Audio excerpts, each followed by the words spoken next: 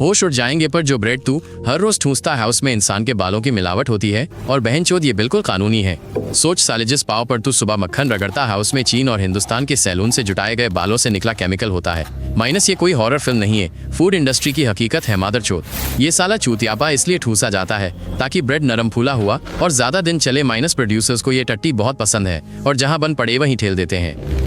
Label पर इसे इनो 20 या L16 लिखते हैं और ये चीज़ तुम्हें बैगेट्स, बर्गर, बन्स, डोनट्स और यहाँ तक कि तेरे पसंदीदा चेन रेस्टोरेंट की पिज़्ज़ा में भी मिलेगी बहन के लौड़े।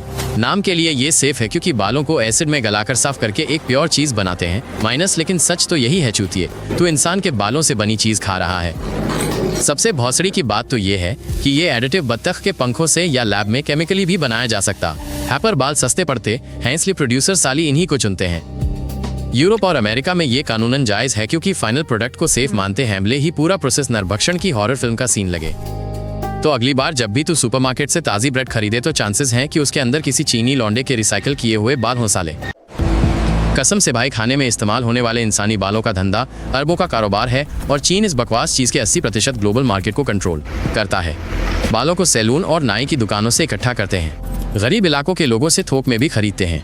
लोग अपने कटे हुए बाल कौड़ियों के भाव बेचते हैं, जाने बिना कि वो बाद में तेरे नाश्ते में मिलेंगे। एक चाइनीज फैक्ट्री हर महीने 10 टन तक इंसानी बाल प्रोसेस कर सकती है। इन्हें टनों एडिटिव में बदल दिया जाता है, फिर इन बालों को दुनिया भर के देशों में खाना और कॉस्मेटिक बनाने के लिए बेचा जाता है। प्रोसेस कुछ ऐसा है, बालों को धोते हैं, उच्च तापमान पर एसिड में घोलते हैं, फिल्टर और साफ करते हैं और एक सफ़ेद पाउडर बनाते हैं जिसमें कोई गंध या स्वाद नहीं होता। इस पाउडर को रोटी, केक और यहाँ तक कि मीट बनाने वालों को भी बेचा जाता है। हाँ, इस बालों वाले एडिटिव को सॉसेज और हॉट डॉग में ठूसते हैं ताकि वो नरम रहें। तो मामला जितना दिखता है उससे कहीं ज़्यादा पेचीदा है। कंपनियों को लेबल पर लिखने की ज़रूरत नहीं कि ये E920 एडिटिव कहाँ से आया, सिर्फ कोड बताना ही काफ़ी है और किसी को पता भी नहीं चलेगा कि ये बालों से, पंखों से या केमिकल से बना है। 2000 के दशक में एक बवाल मचा था जब पता चला कि इस एडिटिव के कुछ बैच चाइनीज अस्पतालों से इकट्ठा किए गए बालों से बनते थे और यहाँ तक कि मुर्दा घरों में लाशों से भी। इसके बाद कंट्रोल लागू हुआ, पर साला असल में कौन चेक करता है? वीगन और धार्मिक समूह इस बात से बिल्कुल सदमे में है क्योंकि इंसानी बालों वाली रोटी ना तो औपचारिक रूप से हलाल है, कोशेर है और न ही वीगन मानकों पर खरी उतरती है। भाई कसम से दिमाग फट जाएगा सुनकर इंसानी बालों वाली ये चीज़ सिर्फ रोटी में नहीं मिलती है तो स्किन, क्रीम, शैम्पू और गंजेपन की दवा तक में घुसी पड़ी है बे। कॉस्मेटिक्स में इस केमिकल को बाल और नाखून मजबूत करने के लिए ठूसते हैं। अब सोच, बाल उगाने वाली क्रीम ही दूसरों के बालों से बनी हो तो क्या घंटा फर्क पड़ेगा। हेल्थ सप्लीमेंट्स और गोलियों में भी ये मादरचोद चीज़ डालते हैं, बॉडी डिटॉक्स करने, ब्रोंकाइटिस के इलाज और यहाँ तक कि हैंगओवर उतारने के लिए भी। सोच, तू इंसानी बालों के प्रोडक्ट से ठीक हो रहा होगा और तुझे भनक तक नहीं लगेगी।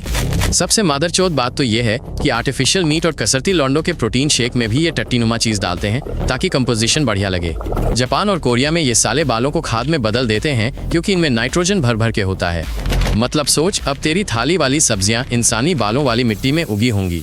कुछ कमीने स्टार्टअप तो बालों से ईंधन और बिल्डिंग मटेरियल भी बना रहे हैं। साला इंसानों ने अपनी हर चीज़ का इस्तेमाल ढूंढ लिया है, क्या घटिया दिमाग है। सिर्फ अमेरिका में हर साल सैलून वाले करीब 72 मिलियन किलो बाल फेंकते हैं। इस घटिया माल का ज्यादातर हिस्सा कचरे में नहीं जाता बल्कि रिसाइकल होकर हमें ही चूतिया बनाता है।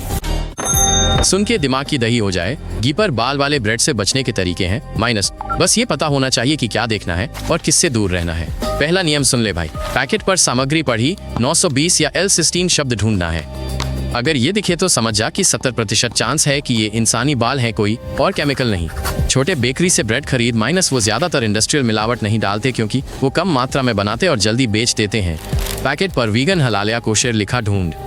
अगर सर्टिफाइड है तो मिलावट केमिकल या बत्तख के परों से होगी, इंसान के बालों से तो बिल्कुल नहीं। सबसे सॉलिड तरीका, घर पे खुद ब्रेड बना, सिर्फ गेहूं, पानी, नमक और यीस्ट से, बिना किसी ई नंबर या फालतू चीज के। ये सस्ता, टेस्टी और पक्का दूसरों के बालों के बिना मिलेगा। अगर रेडीमेड ब्रेड खरीद रहा है तो साबुत अनाज वाला या खमीर वाला ले, माइनस उसमें ये घटिया चीज़ कम डालते हैं क्योंकि ऐसा आटा बिना किसी मिलावट के भी खुद ही अच्छे से फूल जाता है। मैकडॉनल्ड्स, सबवे और KFC जैसी बड़ी चेन में बर्गर बन में E920 पक्का होता है। उनको लगातार नरमी और लंबी शेल्फ लाइफ चाहिए तो फास्ट फूड मतलब पक्के बाल हैं। एक बात गांठ बांध ले, फूड इंडस्ट्री बस अपने फायदे के लिए काम करती है, तेरी सेहत के लिए नहीं।